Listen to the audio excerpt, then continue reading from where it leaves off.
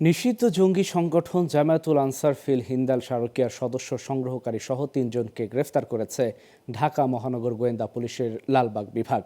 দুপুরে গোয়েন্দা প্রধান হারুনুর রশিদ জানান, একটি ইন্স্যুরেন্স কোম্পানির ইউনিট ম্যানেজার হিসেবে কর্মরত রানা শেখ ওরফে আমির হোসাইন গোপনে কাজ করছিলেন ওই নিষিদ্ধ জঙ্গি সংগঠনের সদস্য সংগ্রহকারী হিসেবে। এরই মধ্যে ৩ জনকে প্রশিক্ষণের জন্য পার্বত্য জেলা বান্দরবনের কুকিচি ন্যাশনাল ফ্রন্ট KNF এর আস্তানায় পাঠান তিনি। বিস্তারিত জানাচ্ছেন আঞ্জাম খালেক।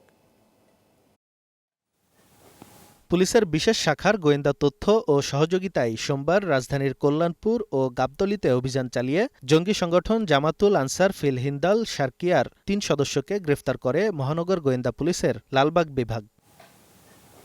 মঙ্গলবার ডিএমপি মিডিয়া সেন্টারে সংবাদ সম্মেলনে ডিএমপির অতিরিক্ত পুলিশ কমিশনার মোহাম্মদ হারুনুর রশিদ বলেন, নিষিদ্ধ জঙ্গি সংগঠন হরকাতুল জিহাদ আনসার আল ইসলাম ও জেএমবির মুক্তিপ্রাপ্ত ও পলাতক কয়েক সদস্য এই নতুন সশস্ত্র সংগঠন তৈরি করে। সারা দেশ থেকেই তাদের সদস্য সংগ্রহের পরিকল্পনা ছিল।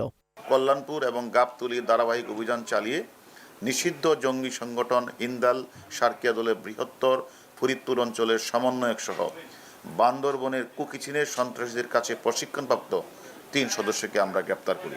নিষিদ্ধ এই জঙ্গি সংগঠনের নেতা এবং সদস্যরা বিশ্বাস করে গাজওয়াতুল হিন্দ নামক একটা ধর্মযুদ্ধ হবে এবং এই বিশ্বাস করা হয় যে কোনো এক সময় দাজ্জালের নেতৃত্বে ভারতে যখন মুসলিম নিধনের বড় রকমের চেষ্টা করা হবে, তখন ইসলাম ধর্মকে সমুন্নত রাখতে এবং মুসলমানদের সুরক্ষা দিতে গাজওয়াতুল হিন্দ নামক একটা ধর্মযুদ্ধে অংশগ্রহণ করবেন এবং তারা বদরের যুদ্ধে অংশগ্রহণকারী শহীদ অথবা গাজীদের মতো মর্যাদা নেকির মালিক হন বলে তারা বিশ্বাস করেন।